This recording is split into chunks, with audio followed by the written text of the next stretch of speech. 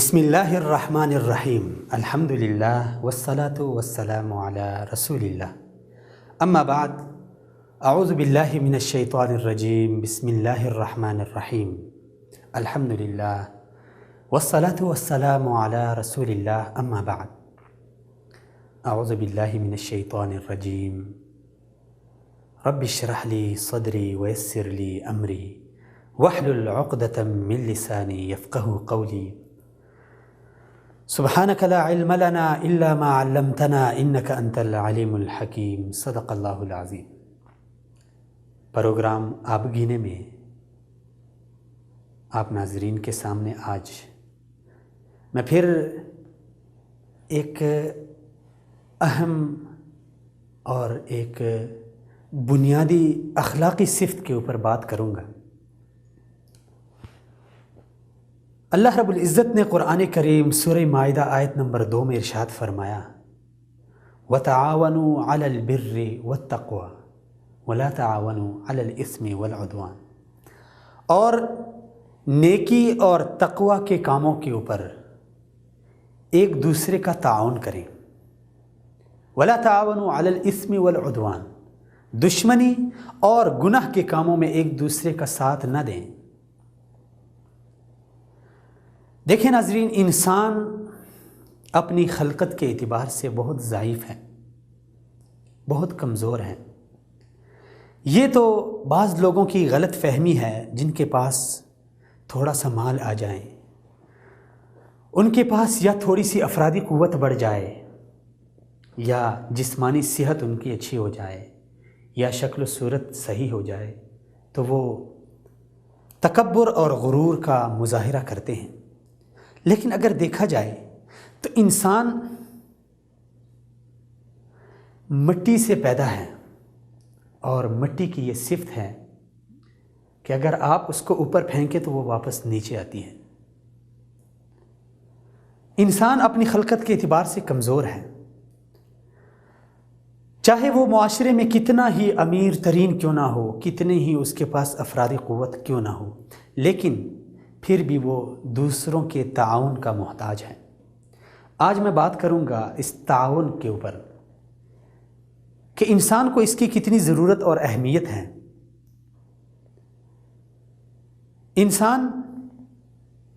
ہر انسان کسی دوسرے انسان کا کسی نہ کسی معاملے میں محتاج رہتا ہے۔ پوری صرف اللہ کی ذات ہے جو نہ کسی کی محتاج ہے اور نہ اسے کسی کی حاجت ہے۔ جو وہ بندوں کو نواز رہی ہے تو یہ اس کی کرم نوازی ہے۔ انسان ہمیشہ سے کمزور تھا، ہے اور رہے گا، اور اسے ہر معاملے میں دوسروں کی مدد، دوسروں کے تعاون کی ضرورت رہے گی، اور چاہے یہ معاملہ دینی ہو یا دنیاوی ہو، اس کی اپنی ذات کے حوالے سے ہو، یا اس کے گھر کے حوالے سے ہو، یا معاشرے کے حوالے سے ہو، یا دین کے حوالے سے ہو۔ دنیا میں اللہ رب العزت نے جو اپنے برگزیدہ انبیاء، پیغمبر، رسولوں کو مبعوث فرمایا، اللہ رب العزت اگر چاہتا، اس کی استطاعت ہے، اس کی طاقت ہے، اس کی قدرت ہے، وہ ایک نبی کو اتنی قوت اور طاقت عطا کرتا کہ اسے کسی دوسرے کی ضرورت نہ پڑتی، لیکن اللہ رب العزت نے ایسا نہیں کیا۔ اپنے نبیوں کو بھی دینی معاملات میں وہ بھی دیگر لوگوں کے محتاج رہے ہیں، انہیں بھی دیگر لوگوں کے ساتھ کی ضرورت رہی ہے، تو پھر ہم کون ہو سکتے ہیں؟ اور پھر نبیوں کو اگر ہم ایک طرف رکھ دیں اور اپنے آخر الزمان نبی کو ایک طرف، تو دیکھیں ہمارے آخری نبی بھی دینی معاملات میں صحابہ کرام کے محتاج رہے ہیں۔ ہجرت میں دیکھیں حضرت ابوبکر صدیق اور رضی اللہ تعالیٰ عنہ اور ان کے گھر والوں نے آپ صلی اللہ علیہ وسلم کے ساتھ کتنا تعاون کیا۔ دینی معاملہ تھا، اگر اللہ چاہتے تو اللہ رب العزت کسی کا بھی محتاج نہ کرتے، لیکن دینی معاملے میں بھی اللہ نے اپنے نبیوں کو دیگر افراد کے تعاون کا محتاج بنایا۔ پھر اس کے بعد آ جائیں مسجد نبوی مدینہ میں جب مسجد نبوی کی تعمیر ہو رہی تھی تو اس میں رسول اکرم صلی اللہ علیہ وسلم کا کتنا تعاون کیا صحابہ نے، انصار اور مہاجرین صحابہ نے۔ پھر اس کے بعد دیکھیں کتنی لڑائیاں ہوئی ہیں، غزوات ہوئے ہیں، ان سب میں تعاون کا ایک پہلو ہمارے سامنے نظر آتا ہے۔ خندق کے موقع کے اوپر خندق کھودتے ہوئے صحابہ نے آپس میں کتنے تعاون کا مظاہرہ کیا، اور پھر جب مہاجرین نے ہجرت کی مدینہ کی طرف تو ان کو کتنی تعاون کی ضرورت تھی، اور اس تعاون کا کیسا مظاہرہ کیا انصار صحابہ نے۔ یہ چند اشارے اس لیے میں نے دیے کہ انسان معاشرے میں چاہے وہ کتنا ہی امیر ترین کیوں نہ ہو، کتنا ہی وہ صحت مند، کتنا ہی وہ پاورفل کیوں نہ ہو، لیکن اسے دوسرے کی تعاون کی ضرورت رہتی ہے۔ اسی لیے اس تعاون کی جو صورت ہمیں اللہ رب العزت نے بتائی ہے وہ یہ ہے کہ تعاون آپ نے کرنا ہے، اپنے مسلمان بھائی کے ساتھ تعاون کرنا ہے، لیکن علی البر والتقوی، نیک اور پرہیزگاری کے کاموں میں تعاون کرنا ہے۔ ہم ایک مسجد بنا لیتے ہیں، ہم ایک مدرسہ بنا لیتے ہیں، ہم ایک فلاحی ادارہ بنا لیتے ہیں جس میں ہم یتیموں کی، بیواؤں کی، مسکینوں اور غریبوں کی کفالت کریں گے، یہ ہے تعاون۔ اس تعاون، اس ہمدردی کے اوپر شریعت نے ہمیں ابھارا ہے، اور اسلام دین تو نام ہی اسی چیز کا ہے۔ ہمارا دین اتنا پیارا دین، رسول اکرم صلی اللہ علیہ وسلم فرماتے ہیں کہ الدین النصیحہ، دین خیر خواہی کا نام ہے، تعاون کا نام ہے۔ اور صحابہ کرام نے عرض کیا کہ یا رسول اللہ، یہ خیر خواہی کس کے لیے، کیسی اور کس کے لیے؟ آپ رسول اللہ صلی اللہ علیہ وسلم نے فرمایا للہ ولرسولہ ولائمۃ المسلمین وعامتہم، کہ خیر خواہی اللہ کے ساتھ یہ ہے کہ اس کی عبادت کی جائے، اس کے ساتھ کسی کو شریک نہ ٹھہرایا جائے، اس نے جو حکم دیا ہے اسے مانا جائے، جن چیزوں سے روکا ہے اس سے رکا جائے، اور خیر خواہی رسول کے ساتھ رسول کی اطاعت کی جائے، اس کی سنت کو اپنایا جائے، اس کے طور طریقوں کے ساتھ محبت کی جائے، اس کے صحابہ کے ساتھ محبت کی جائے، اس کے اہل بیت کے ساتھ محبت کی جائے، اس کی سنت کو اپنایا جائے، اس کی تبلیغ کی جائے، اور ولی کتابی، اللہ رب العزت کی کتاب کے ساتھ خیر خواہی یہ کہ اس کو پڑھا جائے، اسے سمجھا جائے، اس پہ عمل کیا جائے، دوسروں کو سکھایا جائے، ولائمۃ المسلمین وعامتہم، اور مسلمانوں کی ائمہ کے ساتھ خیر خواہی اور تعاون یہ ہے کہ اگر وہ برا کام کرتے ہیں تو اس سے انہیں روکا جائے، اور اگر اچھا کام کرتے ہیں تو ان کا ساتھ دیا جائے، ان کا تعاون کیا جائے۔ یہ ہے دین، یہ ہے دین کی تعلیمات جو ہمیں ان کاموں پہ ابھارتی ہے، جس میں انسانیت کی فلاح ہے، انسانیت کے ساتھ ہمدردی ہے۔ آج عجیب و غریب مذاہب، مغرب زدہ افکار ہمیں انسانیت کی ہمدردی سکھاتے ہیں، لیکن واللہ جتنی انسانی ہمدردی اسلام نے بتائی ہے وہ کسی مذہب نے نہیں بتائی، وہ کسی فرقے، کسی گروہ نے نہیں بتائی، کسی مسلک نے نہیں بتائی۔ اسلام نے ہمیں آپس میں تعاون کا درس دیا ہے،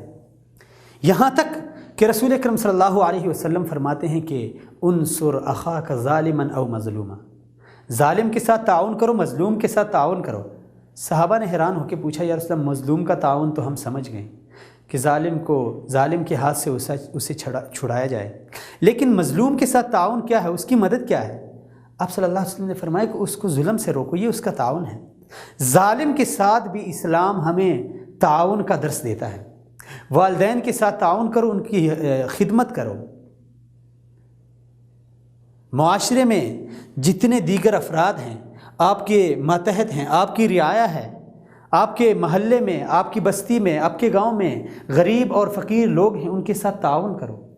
دینی کاموں میں فلاحی اداروں کے ساتھ تعاون کرو۔ اسلام ہمیں یہی درس دیتا ہے، اور اسی چیز میں انسانیت کی بقا ہے، اسی چیز میں انسانیت کی ہمدردی ہے، اسی چیز میں محبت، اخوت اور الفت ہے۔ اگر ہم چاہتے ہیں کہ ہم آپس میں مل جل کے محبت کے ساتھ، امن کے ساتھ رہیں، تو ہمیں اسلامی تعلیمات اور خاص کر تعاون، باہمی ایثار اور قربانی، صلہ رحمی اور ایک دوسرے کو محبت سے پیش آنا، اسلامی اخلاقیات سے پیش آنا، اور جہاں معاشرے میں کوئی ایسے آفات حادثات ہو جائیں اس کے اوپر صبر کا مظاہرہ کرنا، یہ ہیں ہمارے دینی اسلام کی تعلیمات، جس کی وجہ سے ہمارا معاشرہ ایک فلاحی، ایک خوشحال معاشرہ بن سکتا ہے۔ بصورت دیگر اگر تعاون نہ کیا جائے تو معاشرہ انسانوں والا نہیں رہتا، کیونکہ انسان کے اندر جب دوسرے انسان کے ساتھ تعاون کا جذبہ نہ ہوگا تو اس کی مثال تو پھر حیوان جیسی ہے، یہاں پہ ایک مر رہا ہوتا ہے، یہاں پہ ایک چر رہا ہوتا ہے، کوئی فرق نہیں ہے، اسے کوئی محسوس ہی نہیں ہو رہا۔ اگر ہم بھی